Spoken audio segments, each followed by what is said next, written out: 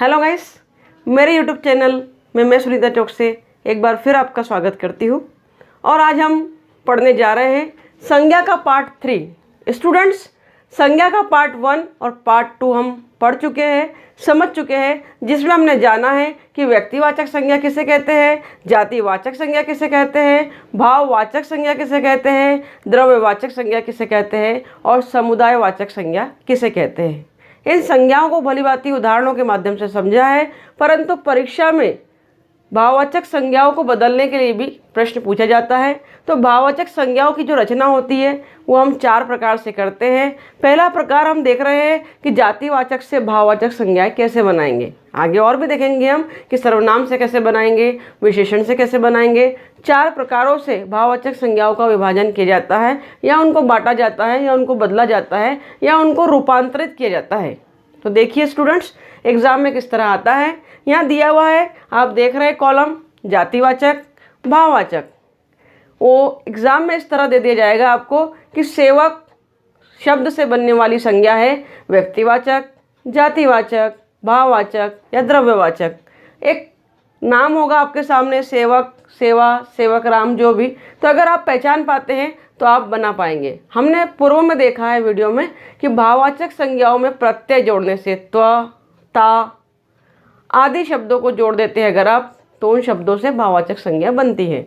देखेंगे आप, सेवक से बना शब्द सेवा, ये एक भाववाचक संज्ञा है। सेवक हमारी जातिवाचक संज्ञा है। जातिवाचक संज्ञा को हमने समझ लिया है कि सेवक, कोई भी सेवक की हम बात कर रहे हैं, पर्टिकुलर जगह पर आप नहीं पहुंच पा रहे हैं, इसलिए वो जातिवाचक संज्ञा है। अगर हम कहते हैं कि सेवक श्याम नाम का सेवक, तो वो व्यक्तिवाचक संज्ञा होती, परंतु सेवक कोई भी हो सकता है, संपूर्ण जाति का बोध करा रहा है, इसलिए वो जातिवाचक संज्ञा है। उससे हमने बना लिया सेवा। सेवा एक भाव है जिसे हम महसूस कर सकते हैं, फील कर सकते हैं, छू नहीं सकते। सेवक से बना सेवा। और लड़का शब्द एक जातिवाचक संज्ञा है जिससे लड़कपन बनाया। भाई से हमने भाईचारा बनाया। वीर से हमने वीरता बना लिया। ता प्रत्यय इसमें जुड़ा है। बूढ़ा से हमने बुढ़ापा बना लिया। उसी प्रकार अन्य संज्ञा शब्दों को देखेंगे कि जातिवाचक से भाववाचक में कैसे परिवर्तन किया जाता है। ये जातिवाचक शब्द है। स्त्री अगर एग्जाम में आ जाता है और कहता है कि जातिवाचक संज्ञा से भाववाचक संज्ञा बनाना है, तो आप स्त्रीत्व कर लेंगे। देखेंगे प्रत्यय लगा है त्व, स्वामी से स्वामित्व पुनः प्रत्यय लगा है, मात्र से मातृत्व और मित्र से मित्रता। और बच्चा अगर शब्द दिया है, बच्चा जातिवाचक संज्ञा है, कोई भी बच्चा हो सकता है, इसलिए संपूर्ण जाति का बोध करा रहा है, तो बच्चा जातिवाचक संज्ञा है। और फिर हमने ले लिया उससे भाववाचक, बचपन बना। मानव से मानवता। तो इस प्रकार हमने देखा कि भाववाचक संज्ञाओं का रूपांतरण हम कर सकते हैं। जातिवाचक से भाववाचक कैसे बनेंगी, आइए आगे देखते हैं। कुछ और भी जातिवाचक संज्ञा के उदाहरण आपके सामने हैं, आपके सम्मुख प्रस्तुत है। साधु शब्द दिया है, साधु जातिवाचक संज्ञा है। हम जानते हैं कि जातिवाचक संज्ञा से आशय है कि संपूर्ण जाति का जो बोध कराए वो जातिवाचक है। साधु, कौन सा साधु नहीं दिया है, अपनी संपूर्ण जाति का बोध करा रहा है, जातिवाचक संज्ञा है। उससे बना लिया साधुता, ता प्रत्यय लग गया, साधुता भाववाचक संज्ञा बनी। देव शब्द जातिवाचक है, देवता बन गया। आप अगर संज्ञा शब्दों को समझना चाहते हैं, संज्ञा को समझना चाहते हैं अच्छे से, और प्रीवियस वीडियोस को नहीं देखा है, तो पार्ट ए और पार्ट 2 को ज़रूर देखिएगा। संज्ञा के दोनों पार्ट से मैंने डिस्क्राइब किया है, व्याख्या किया है, विश्लेषण किए, उदाहरणों के माध्यम से समझाया है। आप भलीभांति समझ पाएंगे। पशु से पशुता बन जाता है, नौकर से नौकरी हो जाती है भाववाचक संज्ञा। फिर हम देख रहे हैं कि जातिवाचक से भाववचन में परिवर्तन करते समय व्यक्ति व्यक्तित्व हो जाता है, हिंदू हिंदुत्व बन जाता है, शिशु शेषव अवस्था में चला जाता है। तो शेषव हमारा भाववाचक संज्ञा है और शिशु हमारी जातिवाचक संज्ञा है। कारीगर, कौन सा कारीगर, पर्टिकुलर जगह पर जब हम नहीं पहुंच पाते और वो संपूर्ण समूह का बोध कराता है, तो जातिवाचक संज्ञा होती है। और कारीगरी, हुनर की जब हम बात कर रहे थे, वो एक भाव है, कारीगरी। और चोर से हो गया चोरी। ये थी हमारी जातिवाचक संज्ञाओं को हमने भाववाचक संज्ञा में रूपांतरित किया और बदला। आइए अब आगे देखते हैं किस तरह रूपांतरित कर सकते हैं दूसरे भाग में। स्टूडेंट्स, भाववाचक संज्ञाओं की रचना में हमने देखा कि भाववाचक संज्ञाओं की रचना 4 प्रकार से या 4 प्रकार के शब्दों से होती है। पहला हमने देखा जातिवाचक से भाववाचक में बदलेंगे। अब दूसरा हम प्रकार देख रहे हैं, आप चाहे तो नोट डाउन कर सकते हैं, लिख सकते हैं कि दूसरा प्रकार हम देख रहे हैं सर्वनाम से भाववाचक संज्ञा कैसे बनेंगी। सर्वनाम हमारे सामने उपस्थित है, अहम एक सर्वनाम है, इससे बना अहंकार शब्द। निज हमारे सामने सर्वनाम है, जब स्वयं की बात की जाती है तो सर्वनाम के अंतर्गत आता है, निजवाचक सर्वनाम है। आप जानते होंगे निज से बना निजत्व और स्व से बना स्वत्व। इस तरह सर्वनाम से भी भाववाचक संज्ञाएं बनाई जाती है और परीक्षा में प्रश्न पूछे जाते हैं। और भी शब्दों को देखते हैं कि कौन से शब्द हैं सर्वनाम से भाववाचक बनाए गए हैं। आप से बन गया आपा और पराया से बन गया परायापन। इस प्रकार हमने सर्वनाम से भाववाचक संज्ञा को बनाया है। आप अगर संज्ञा को जानते हैं, सर्वनाम को जानते हैं, जातिवाचक संज्ञा को जानते हैं तो आप परिवर्तन कर लेंगे। आइए आगे बढ़ते हैं। गाइस, भाववाचक संज्ञाओं को हम चार प्रकारों से रूपांतरित करना सीख रहे हैं। तो हमने पहले प्रकार में देखा जातिवाचक से भाववाचक में कैसे बदलते हैं। दूसरे प्रकार में हमने देखा सर्वनाम से भाववाचक में कैसे बदलते हैं। और अब तीसरे प्रकार में हम देख रहे हैं विशेषण से भाववाचक संज्ञाएं कैसे बनाते हैं। जब भी विशेषण शब्द दिए हो तो उससे भाववाचक संज्ञाएं कैसे बनाते हैं। अब विशेषण किस चिड़िया का नाम है हो सकता है आप नहीं जानते हो, तो विशेषण वे शब्द कहलाते हैं जो विशेषता बताते हैं। विशेषता किसकी? संज्ञा या सर्वनाम की जो विशेषता बताते हैं उन्हें हम विशेषण कहते हैं। जैसे आप देख सकते हैं, दो कॉलम आपके सामने उपस्थित है या प्रेजेंट है कि विशेषण और भाववाचक संज्ञा। एक दिया है विशेषण, क्या है? हरा कलर का नाम है। विशेषता बताई जा रही है तो हमने विशेषण से भाववाचक संज्ञा बना ली हरियाली। हरियाली को हम फील कर सकते हैं, महसूस कर सकते हैं, परंतु उठाकर आप देख नहीं सकते कि इसे हरियाली कहते हैं। कोई एक नाम, कोई दृश्य चीज़ नहीं है, इसलिए वो भाववाचक संज्ञा है। क्योंकि एब्स्ट्रैक्ट नाउन को, भाववाचक संज्ञाओं को हमने पढ़ा था कि किसी व्यक्ति, वस्तु के गुण, धर्म, दशा अथवा अवस्था को बताने वाले शब्द भाववाचक संज्ञा है। तो देखिए हरियाली गुण बताया जा रहा है तो ये भाववाचक संज्ञा है।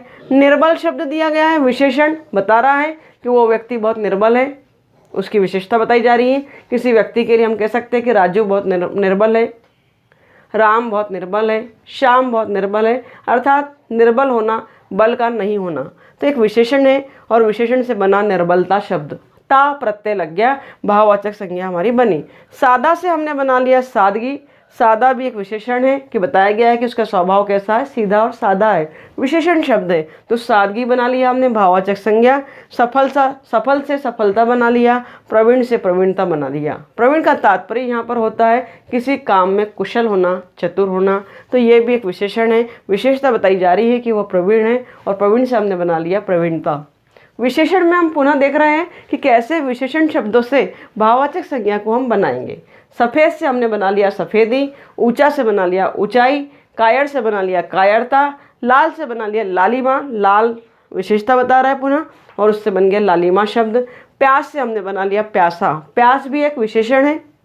विशेषण से भाववाचक संज्ञा कि प्यास एक भाव है जिसे हम फील कर सकते हैं। फिर पीला से हमने पीलापन बना लिया, सुंदर से सुंदरता बना लिया, आलसी से आलस से बना लिया, और बुरा से भाववाचक संज्ञा बुराई हो गई। वहीं पे कोमल एक विशेषण शब्द है, कोमल से हमने बना लिया कोमलता। तो आशा है आपकी समझ में आ रहा होगा कैसे भाववाचक संज्ञाओं को हम बदलते हैं या रूपांतरित करते हैं। परीक्षा में पूछे जाने पर सटीक उत्तर आप लगा पाएंगे।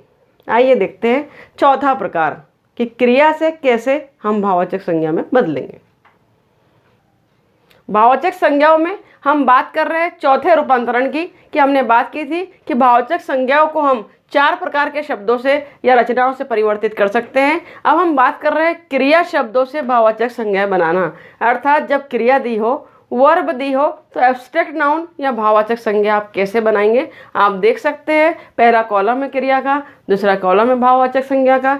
तो क्रिया मिलना एक क्रिया है। जब भी किसी काम का करना या होना पाया जाता है तो उसे हम क्रिया कहते हैं। हम जानते हैं जिसमें ना लगा हो, खाना, पीना, दौड़ना, हंसना, बोलना इत्यादि, ये क्रिया शब्द है। तो देख सकते हैं यहाँ मिलना क्रिया है। मिलना से बना मेल, ये भाववाचक संज्ञा है। भाववाचक संज्ञा को भी आप जानते हैं कि किसी भी व्यक्ति और वस्तु के गुण को, धर्म को, दशा को अथवा अवस्था को जब बताया जाता है तो भाववाचक संज्ञा है, जिसे इंग्लिश में हम एब्स्ट्रैक्ट नाउन कहते हैं। तो मेल बना शब्द मिलना से, वो भाववाचक संज्ञा है। जिससे आप फील कर सकते हैं कि मेल मिलाप क्या होता है, महसूस कर सकते हैं, परंतु हम भाववाचक संज्ञाओं को छू नहीं सकते। हमारी इंद्रियां उन्हें महसूस कर सकती है। मेल कोई एक ऐसा वस्तु नहीं जिसे उठा के दिखा दे कि मेल मिलाप इसको कहते हैं, नहीं, आप महसूस कर सकते हैं, समझ सकते हैं, इसलिए वो भाववाचक संज्ञा है। फिर देख रहे हैं चलना से हमने चाल बना लिया, पीटना, घबराना, चिल्लाना, ये आदि सब क्रियाएं हैं, इन्हीं से भाववाचक शब्दों को बनाया। पीटना से पिटाई हो गया, एक भाववाचक संज्ञा है। घबराना से घबराहट बन गया, चिल्लाना से चिल्लाहट बन गया, ये भाववाचक संज्ञा इस प्रकार बनी। इसी में देख रहे हैं अगला कॉलम हम क्रिया, क्रिया शब्द दिया है। हंसना, हंसना से हंसी हो गया, काटना से कटाई बना लिया हमने शब्द, और बुनना से हो गया बुनाई। पूजना वर्ब है, क्रिया है, पूजा हो गया, पूजा एक भाव है, वर्शिप, भगवान की जब हम पूजा करते हैं तो अंतर मन में एक भाव जागृत हो जाता है, जिससे एब्स्ट्रैक्ट नाउन की संज्ञा दी जाती है। तो पूजना से हमने पूजा बना लिया, पूजना क्रिया है। अब देखते हैं दौड़ना, दौड़ना एक क्रिया है, दौड़ना से दौड़ बना लिया, दौड़ भाववाचक संज्ञा है। पुनः देख रहे हैं क्रिया और भाववाचक संज्ञा का कॉलम आपके सामने प्रस्तुत है। कहना एक क्रिया है, स्पीकिंग, जिससे हमने कहावत बना लिया, कहावत भाववाचक संज्ञा है कि विभिन्न प्रकार की हिंदी भाषा में कहावत होती है, लोकोक्तियाँ होती है। थकना से हमने बना लिया थकावट, थकावट पुनः भाववाचक संज्ञा है कि आप थकावट को, परेशानी को, दोस्ती को, मित्रता को महसूस कर सकते हैं, इसलिए वो भाववाचक संज्ञा है। थकना से थकावट, गिरना से गिरावट, उड़ना से उड़ान, और मारना से आपने, मारना क्रिया से आपने मार भाववाचक संज्ञा बना ली। तो स्टूडेंट्स, हमने संज्ञा के विभिन्न प्रकारों को विस्तार पूर्वक उदाहरण के साथ देखा है और समझा है। संज्ञा के 3 वीडियो मैंने आपके सामने प्रस्तुत किए, पहला पार्ट ए, पार्ट 2 और पार्ट 3, जिसमें हमने 5 संज्ञाओं को, संज्ञा के मुख्य भेद तो 3 है, व्यक्तिवाचक, जातिवाचक और भाववाचक, परंतु जातिवाचक के पुनः 2 भेदों को भी समझा था। तो इस प्रकार 5 संज्ञाओं को हमने आज जाना है, समझा है और रूपांतरण भी देखा है कि संज्ञा शब्दों का रूपांतरण या भाववाचक संज्ञाओं का रूपांतरण 4 प्रकार से होता है। पहला जातिवाचक से भाववाचक किया, सर्वनाम से भाववाचक किया, विशेषण से भाववाचक किया और क्रिया से भाववाचक किया। तो स्टूडेंट्स, इसी प्रकार के वीडियो को देखने के लिए हमसे जुड़े रहिए। जल्द ही मैं आपके सामने लेकर आ रही हूँ पार्ट ए सर्वनाम का। हम सर्वनाम को समझेंगे, उसके पश्चात जल्द ही कारक पर जाएंगे। तो इसी प्रकार के हिंदी व्याकरण की वीडियो को जानने के लिए हमसे जुड़े रहिए और देखते रहिए। जय हिंद, वंदे मातरम।